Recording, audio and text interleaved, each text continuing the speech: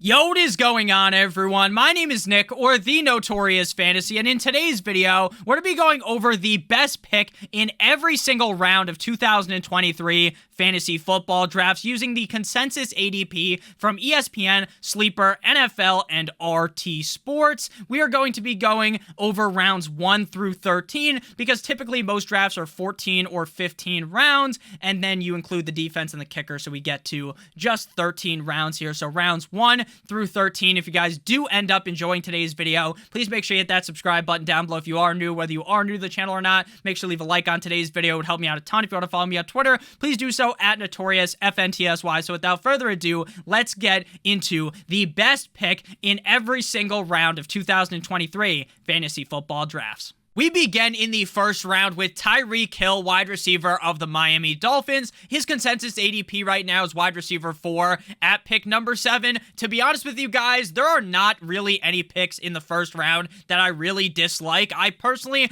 don't want to pay 5th overall ADP for Travis Kelce, and I'd rather have Bijan or Nick Chubb over Saquon Barkley, who goes at number 8. But basically, all 12 of these players I really like. I just think where Tyreek is coming off the board behind Cooper Kupp, behind Travis Kelce, I would consider taking Tyreek Hill as like the 3rd or 4th pick overall. So I think he's a big steal right now at pick number 7. Last year was the wide receiver 2 in PPR and the wide receiver 3 in PPR points per game. He played in all 17 games, ranking 3rd in targets, 2nd in receptions, 2nd in receiving yards, and 4th in total touchdowns. In terms of efficiency, he was 3rd in route win rate, 6th in yards per target, and 2nd in true catch rate. Tyreek Hill absolutely dominated the NFL last year. A lot of people thought that going from Patrick Mahomes to Tua Tagovailoa was going to be Tyreek Hill's downfall, but Tyreek put up the best year of his career. And Tyreek Hill admitted himself that he didn't even have the strongest understanding of the offense last year. It was just the fact that he is such an absolute weapon out there that he was able to get open and cause these huge plays. So now, in the second year of the Mike McDaniel system, with a stronger understanding of the offense, I think Tyreek Hill could easily be the wide receiver number 1 in fantasy football. Now, all of his value in reaching the top of the top, the tippy top as the wide receiver 1, though, is linked with Tua Tagovailoa. If Tua gets hurt, I still think Tyreek Hill is arguably a top 6 wide receiver in fantasy football, but he does need Tua Tagovailoa to unlock the ultimate potential. Last year without Tua, in 5 games, Tyreek Hill didn't score a single touchdown, and with Tua, he was averaging 0.6 touchdowns per game. All of his main numbers dropped without Tua. He had more targets with Tua. He had the same amount of receptions, but more receiving yards with Tua and more receiving touchdowns with Tua. I expect this Dolphins offense to be one of the best in the NFL. I expect Tyreek Hill to be one of the best wide receivers in the NFL. And again, Tyreek Hill is one of these guys that has game-breaking upside, meaning this guy could score 30-plus fantasy points any given week and put your fantasy football team on his back. Moving now to the best pick inside of the second round, we are going to be going with Tony Pollard, running back of the Dallas Cowboys. The second round also loaded with talent. Some other guys that I like in this range would be Nick Chubb at pick 13. Seems like he's starting to really crack open the door of being a first-round pick. He's a first-round pick on Underdog right now. I also like Amon-Ra St. Brown a ton at pick number 18 and Jalen Waddle at pick 24, but we already talked about Tyreek, so I didn't want to talk about Waddle. Back to Tony Pollard, running back 8 in PPR last season and running back 9 in PPR points per game, currently coming off the board based upon consensus ADP at running back 9, pick 21. Now, Tony Pollard is going to be given an insane workload in this offense. Jerry Jones threw this man on the franchise tag. He signed it with the big old John Hancock, and he is going to be ran directly into the fucking dirt like his name was Diglett. And you want to know why? Because they can just get rid of him at the end of this year. They are going to squeeze every ounce of value that they have out of Tony Pollard.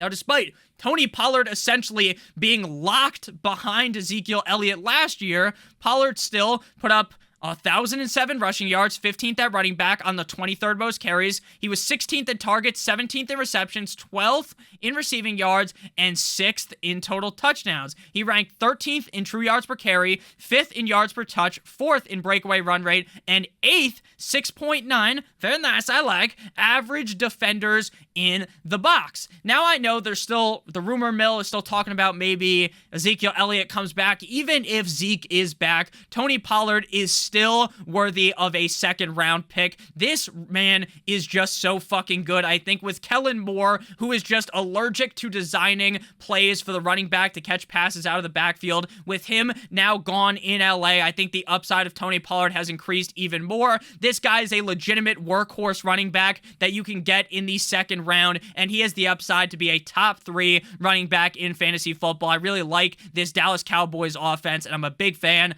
of Tony Pollard. It's just great to see that now Zeke isn't there, or even if they bring Zeke back, Tony Pollard's the number 1 guy. It's awesome to see Tony Pollard now be given the true workload that he deserves. Moving now to the 3rd round, we got Jahmyr Gibbs, running back of the Detroit Lions, consensus ADP running back 15 at pick 36. Now in the 3rd round, there are, again, a lot of players that I like. I really do like Ramondre Stevenson, but I'm still a little bit panicked on the fact that Leonard Fournette might end up landing there, and I think that would make me a lot more nervous to draft Ramondre Stevenson because Leonard Fournette is really good at catching passes. I also love Breece Hall, but obviously there is still that slight worry in the back of my mind that Dalvin Cook ends up signing there. So when it comes to Jahmyr Gibbs, this is a guy that is a end of the 3rd round or early 4th round pick, and I love the situation he is in Detroit. Now, obviously, they have David Montgomery, and they gave David Montgomery a sizable contract, so it's not like Jahmyr Gibbs is going to be the workhorse running back on this team, but I do not believe that Jahmyr Gibbs needs to see 80% of the snaps or something crazy like that for him to be successful and for him to pay off at his running back 15 ADP. I have Jahmyr Gibbs ranked as my running back 12. This guy is an amazing pass catcher with insane speed, and he is on an offense that I expect to be really good in the Detroit Lions. This man ran a 99th percentile 40-yard dash with a 4.36. He's 91st in percentile speed score with 110.1. I know he's only 5'9", 199 pounds, but shorter backs with humongous speed have been good in the NFL. Think of Alvin Kamara. Think of former Detroit Lion DeAndre Swift. Last year at Alabama at 20 years old, 151 rushes for 926 yards, 44 receptions for 444 yards with a 12.8% target share in that Alabama offense. Again, this is an offense in the Detroit Lions that I want to get pieces of. I understand that David Montgomery might be the guy feasting in the end zone, getting all the touchdowns, but I still think Jahmyr Gibbs has touchdown equity in this offense. He's one of those guys where if Jared Goff just dumps the ball off to him, all it takes is one cut, and this motherfucker is going 80 yards directly into the end zone. I love speedy players in fantasy football, these guys that really have that super big game upside, because like I said, all it takes is like 1 or 2 moves, and Jahmyr Gibbs is gonzo. No one is going to be able to catch him. Again, I am a huge fan of this Detroit Lions offense, and I think this is a great spot for Jahmyr Gibbs to land. I also actually liked where David Montgomery is going in fantasy drafts. I think they're both valuable for fantasy football, but if you said I could only have one, and, you know, it's one or the other, I would definitely rather have Jahmyr Gibbs. Again, huge upside in what should be a great offense. This isn't your Lions offense of the past. At number 4, the 4th round, we go to Calvin Ridley, wide receiver of the Jacksonville Jaguars. Current ADP, wide receiver 17 at pick 40. It is laughable to me that this man's ADP, consensus-wise from ESPN Sleeper NFL and RT Sports, isn't in the 3rd round. Now, I know by the time we get into late August, I'll probably have to make this video again because I think his ADP should climb, but it is hilarious to me that he even falls this far. He is pick 48 on ESPN. It is so easy to expose the ADP on ESPN because it is completely and utterly dog shit. If you are drafting on ESPN right now, you are going to draft a team that looks like the goddamn Mona Lisa. Calvin Ridley, I know there are people that do not like him. That has been made very clear by the comment sections of my videos. I have been someone that is banging the drum aggressively for Calvin Ridley all offseason. I'm going to continue to do so. I moved him up all the way to my wide receiver 12, and he's coming off the board as the wide receiver 17. Now, he hasn't played a full season dating back to 2020. That was his last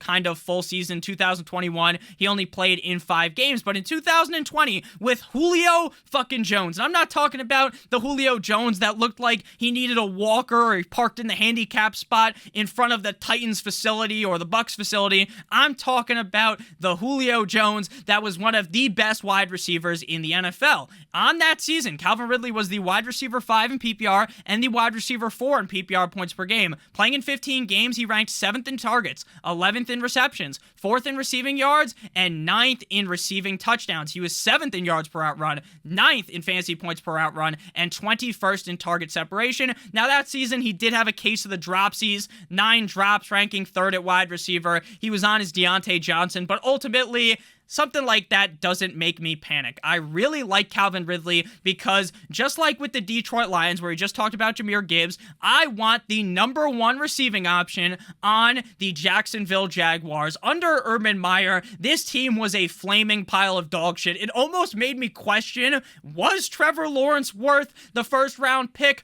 Was the fact that everyone was giving this guy the metaphorical gawk 9,000 really worth it? Because in year number 1, the guy that they compared to the best quarterback coming out in like a decade. They're talking about how he's the next Andrew Luck, except for he's actually not going to fucking retire while in his prime.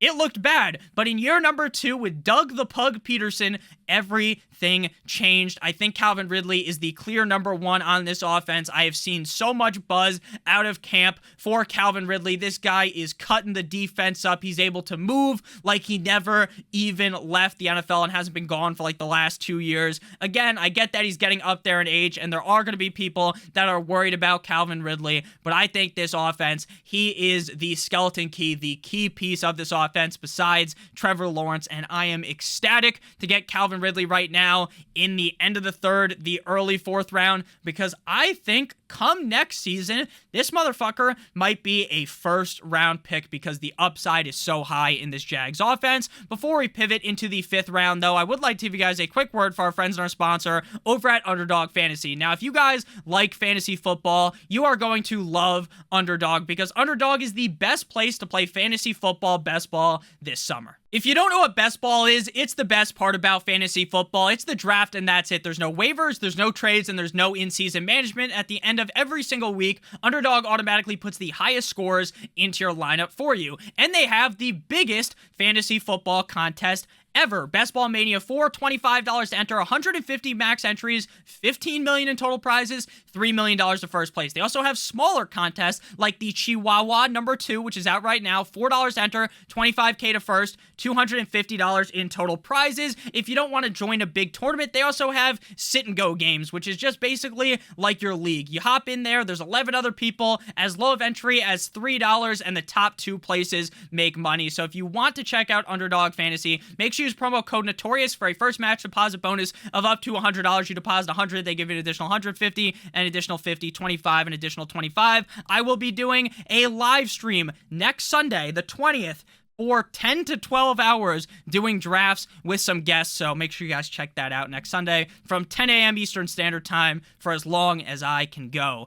Moving now to the 5th round, we got my guy. If you guys have been watching my videos, you know that I love all these guys. Christian Watson, wide receiver of the Green Bay Packers, consensus ADP, wide receiver 24 at pick 55. Shout out to the fantasy footballers. Christian Watson goes at a range with a ton of options that I like. Now, Alvin Kamara seems like a clear swing and a miss in the 5th round, but I love my boy Wiki DJ Moore. I love D-Hop. I love Terry McLaurin. This season, Darren Waller is one of the guys that I've been targeting at a really high rate, but Christian Watson seems like the most mispriced player in this range. Coming off the board at wide receiver 24 at pick 55. Last year, he was the wide receiver 8 in PPR points per game when playing over 60+% of the snaps, which is a 7-game sample size. He only played in 14 games last year with 11 starts, but he really only started 7 games because those are the games with over 60+% of the snaps, and he was Aaron Rodgers' favorite target by a mile.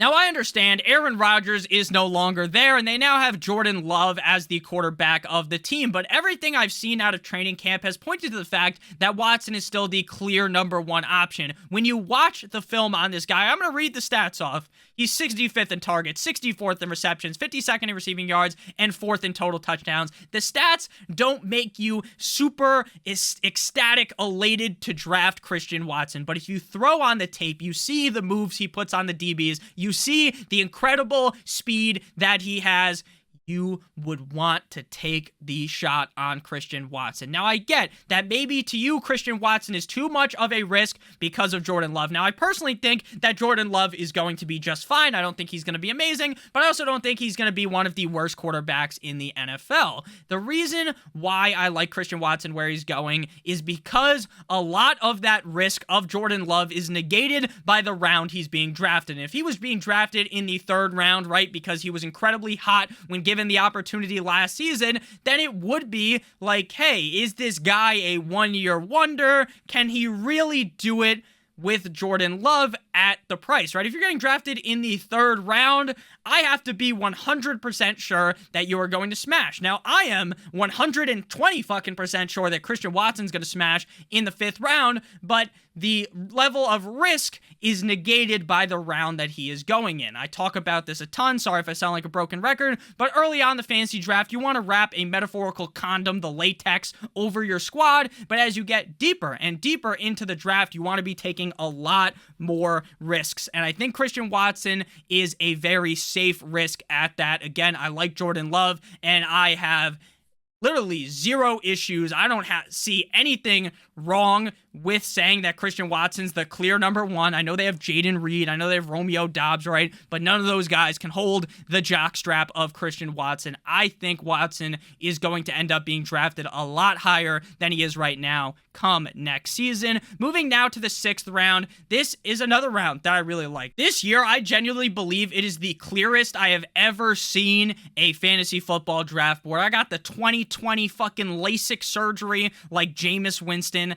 I think that I love players in all of these rounds. I feel like I have such a great gauge of the draft board and why I like players where they're going. Now, it was very tough for me between Madison and James Conner. Now, I read today, which would be yesterday as you guys are watching this, that Kareem Hunt was meeting with the Vikings. Ty Chandler looked really good last night for the Vikings, so I'm starting to worry a little bit more about Alexander Mattison. Now, I'm not saying that you shouldn't draft him in the 6th round. I'm not saying anything like that, but I'm saying that if you really thought he was going to be a straight-up workhorse where you thought that no one was really going to mix in, at this point, that seems like just a 0% chance, right? Even if Kareem Hunt doesn't sign, they are 100% going to use Ty Chandler or another running back behind Alexander Mattison. Again, does that mean Alexander Madison's a bust in the 6th round? No, but I chose James Conner ahead of Alexander Mattison because of that. Consensus ADP right now for Conner, running back 24 at pick 64. Last year it was the RB 19 in PPR and the running back 10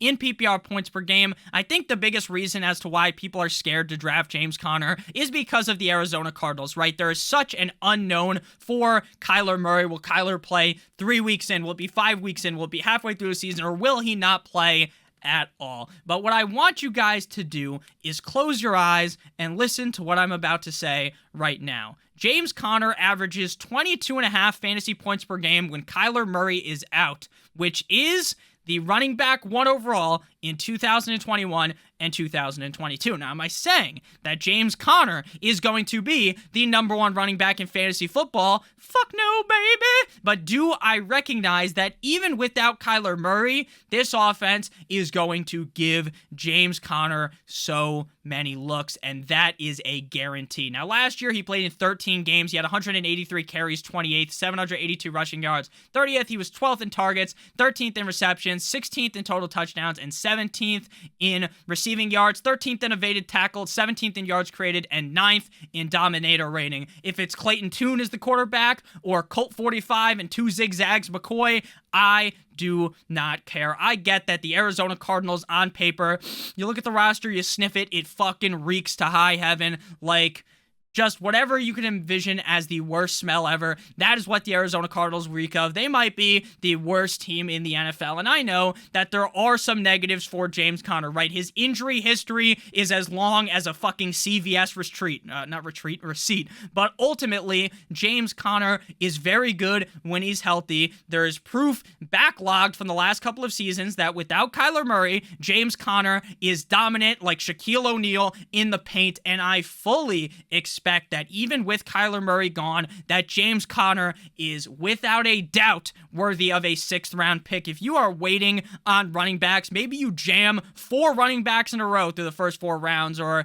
you get Kelsey and then you draft 3 receivers in a row. James Conner is a guy that if you're going wide receiver early is a must target for me inside of the 6th round. I would be shocked if his ADP isn't closer to the middle of the 5th round by the time we get to late August. Moving now to the 7th round, we got Diontae Johnson, wide receiver of the Pittsburgh Steelers. This is a round where things start to get a little bit more shaky.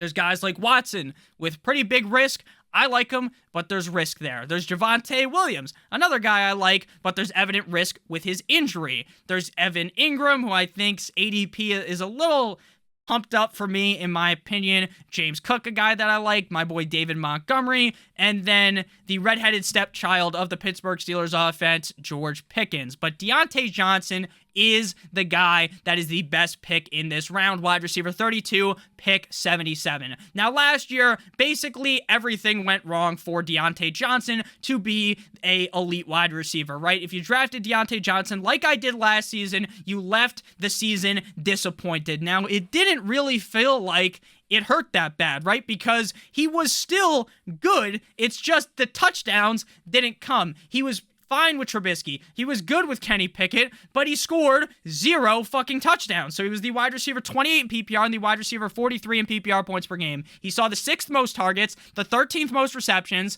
the 27th most receiving yards, which kind of stinks.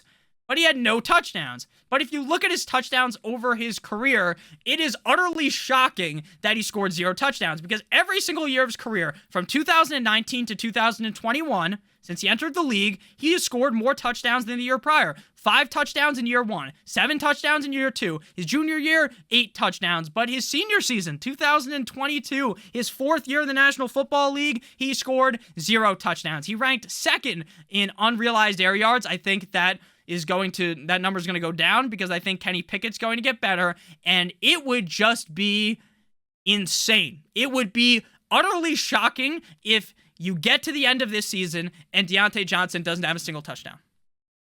I think it's even shocking if you were to go back to last season and run it again, right? Run it back. Diontae Johnson scores at least 1 fucking touchdown. 0 touchdowns is insane. He was 11th in total route wins, 4th in juke rate last season. I know the Pittsburgh Steelers, their offensive line isn't the best, and I don't even think small hands Kenny Pickett is the greatest quarterback on earth, but it's hard for Kenny Pickett to be worse than last season, and it's hard for Diontae Johnson to run as bad as last season. Again, 0 touchdowns is an anomaly, right? There are certain wide receivers that you know aren't going to score a lot of touchdowns. There are certain receivers that you know basically they're going to score a lot of touchdowns, right? Julio Jones in the past, that man had the fucking touchdown vaccine. It was impossible for him to score a touchdown. But Diontae Johnson's a guy that should get at least 5 or 6, right?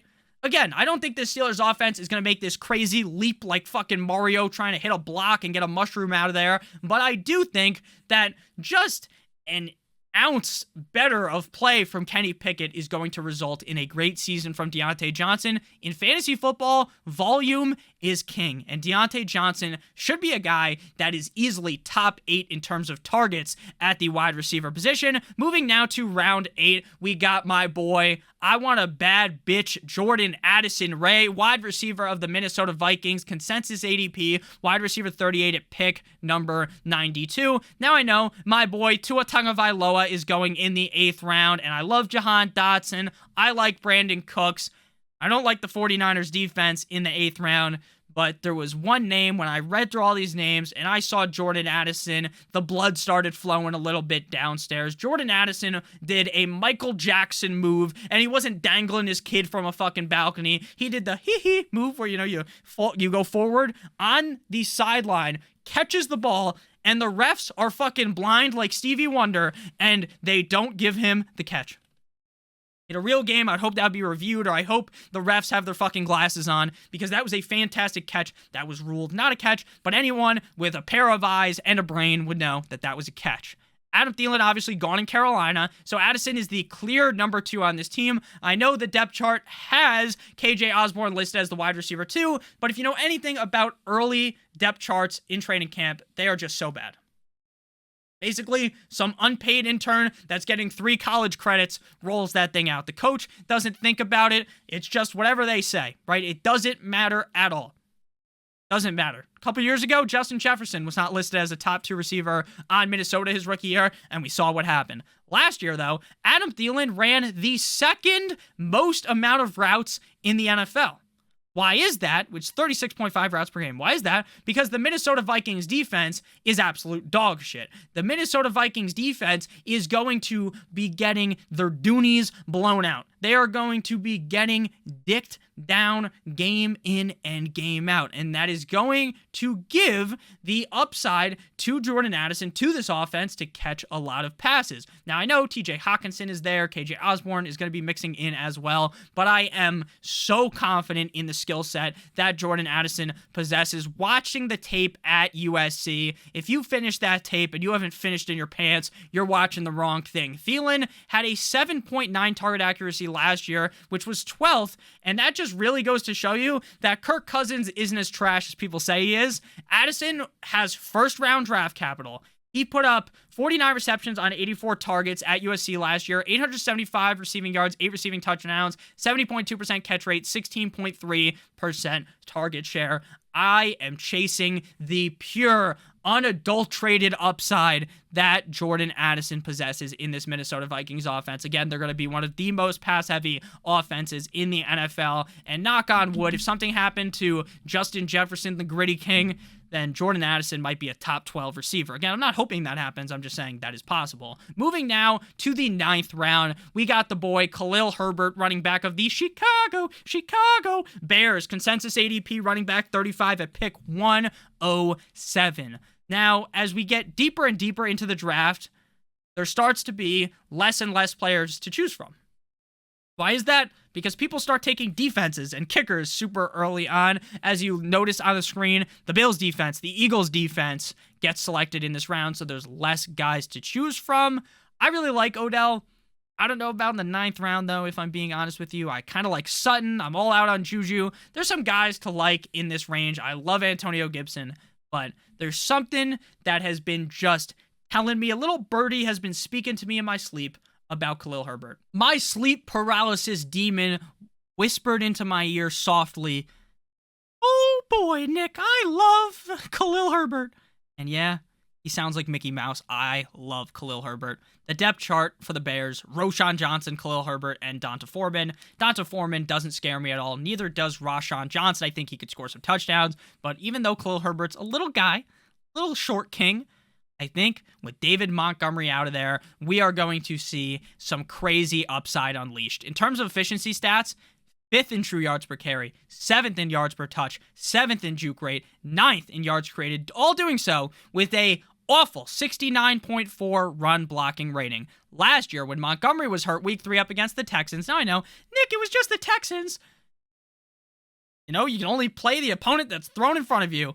This man had 20 carries 2 receptions on 2 targets for 169 yards, and not one, but 2 tugs. 2 tugs in one day sounds like Deshaun Watson, baby. I am so excited about the upside here of Khalil Herbert. His regular stats aren't super great, right? Because he was the number 2 back. 36th in carries, 33rd in rushing yards, 75th in targets, 76th in receptions, 79th in receiving yards, 31st in total touchdowns. Someone's going to catch passes in this backfield. I don't really think it will be Khalil Herbert, but I think Khalil Herbert will get the first crack at things, right? I think Khalil Herbert will be given, since he's that veteran, got that veteran presence. He's been on this team for the longest, right? Rashawn Johnson was just drafted. D'Onta Foreman moseyed his way on in from Carolina. I think Khalil Herbert's going to get the first crack at things, and I think he is going to maintain his role, as long as he doesn't get hurt, knock on wood, as the lead back on this team. I think the Chicago Bears offense is going to be a lot better this year. The addition of DJ Moore helps a ton. The fact that the offensive line won't be a sieve, hopefully, will help out a ton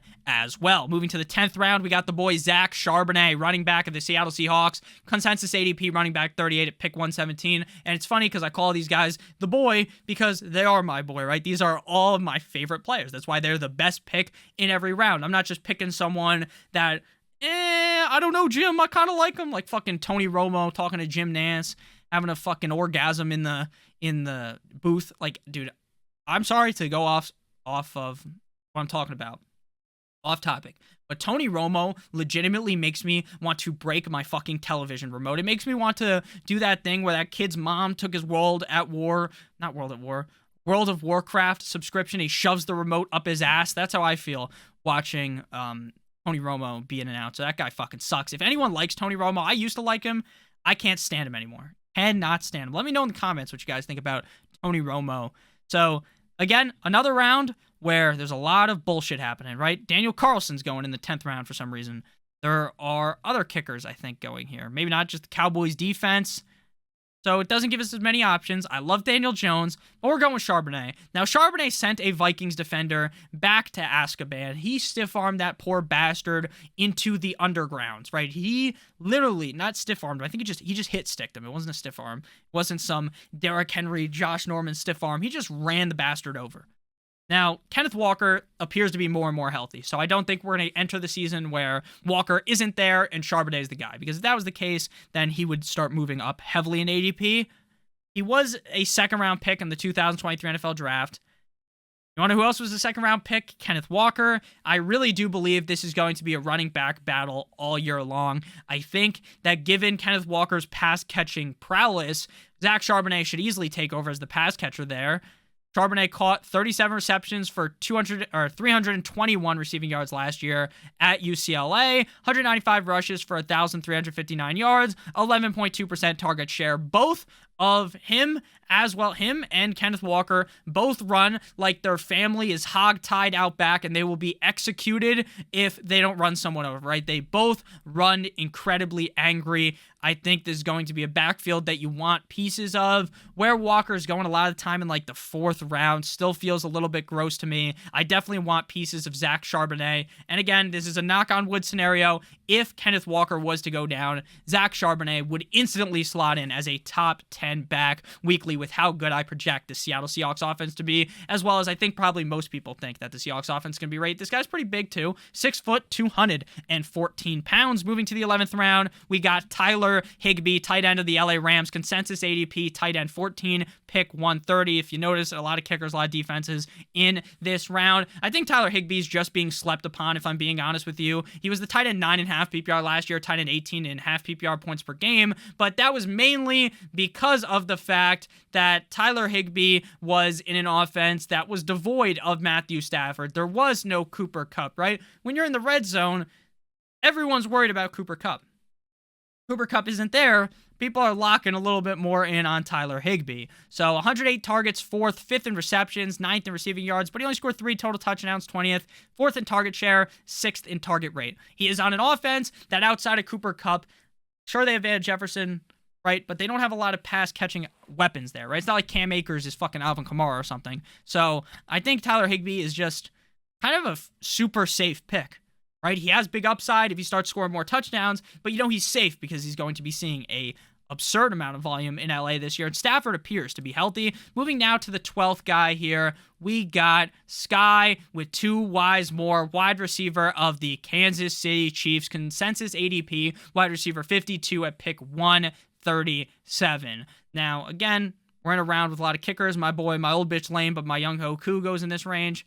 I like Skyy Moore a ton. I think that Skyy Moore is in a spot where he is going to go absolutely insane in the membrane for the Chiefs. Now, the Chiefs are a team that, besides Kelsey, their weapons core is Kadarius Toney, who had surgery, could be missing games during the season. He's going to be healthy for week 1. Let's be honest, Kadarius Toney is not the definition of health. He's like fucking Lizzo, MVS, Rashee Rice, Richie James. I'm Rick James, bitch, and Justin Ross. Last year, I know Skyy Moore didn't have a great season, but Andy Reid has stated that Moore's taken a good jump and noted that Moore has been one of the highest targeted receivers thus far. The Athletic's Nate Taylor writes that Chiefs' top slot receiver option appears to be Skyy Moore. I want to take shots from deep on guys on the Chiefs, right? Even if you don't get Skyy Moore, if you want to take the shot on Justin Ross, Rashee Rice, right? Late in drafts, because if one of these guys cements themselves as the clear number 1 receiver, obviously the number 2 behind Travis Kelce, it is going to pay in dividends. So again, not the safest pick, but the upside is clearly present with Skyy Moore. Moving now to the 13th and final round, we have Raheem Mostert, running back of the Miami Dolphins. Consensus ADP running back 45 at pick 149. Now, I think Raheem Mostert is a great running back. He's pretty efficient, 16th in true yards per carry, 20th in yards per touch. But why I really like Raheem Mostert is just getting a piece of that Miami Dolphins run game. If it's A-Chain, Jeff Wilson, or Mostert, I like them all. I think based upon where Mostert is going as the later back a lot of the time between him, Jeff Wilson, and Devin 2 Chains, that's why I like him just the most. I know he's banged up right now, but based upon everything I've read out of Dolphins camp, it doesn't seem to be something serious. He was 29th in carries, 20th in rushing yards, 25th in targets, 26th in receptions, 34th in receiving yards, 31st in total touchdowns. As a Dolphins fan, something that head coach Mike McDaniel did wrong last year was the Dolphins would be running very effectively. Like, they would be dicing the defense up like fucking Gordon Ramsay cuts up some goddamn tomatoes, and then they would just stop running. Like, they'd fade away from the run game. It happened against the Bills in the playoffs, happened against the Bills in the regular season. When it's snowing, they're trying to throw when they should just run because fucking Raheem Mostert and Jeff Wilson are fucking Eiffel towering the defense. So I hope Mike McDaniel has figured that out. I think in a vacuum, I like A-Chain the most. But Mostert at value is the guy that I will be selecting most of the time. Again, coming in the 13th, 14th, 5th. Sometimes he goes undrafted. Again, I want pieces of this Dolphins offense that I expect to be incredibly explosive. I think Mostert can catch passes. And, you know, maybe one of these guys ends up not getting as much work as I thought, right? Maybe A-Chain is just irrelevant his rookie year. Or maybe Jeff Wilson. Or maybe even Mostert isn't as good. One of these guys, though, I think is going to be one of those Thanos fucking gems that you throw onto your teams. Thank you guys all so much for watching. If you did end up enjoying today's video, make sure you hit that subscribe button down below, as well as hitting that like button. It would help me out a ton. If you want to follow me on Twitter, please do so at NotoriousFantasy. Again, promo code Notorious on Underdog for a first match deposit bonus of up to $100. I will be live next Sunday, the 20th, from 10 a.m. onwards for a 10 to 12 hour drafting palooza, draft extravaganza. I love you guys all so much. Hope you all have a great one. And as always, good boy!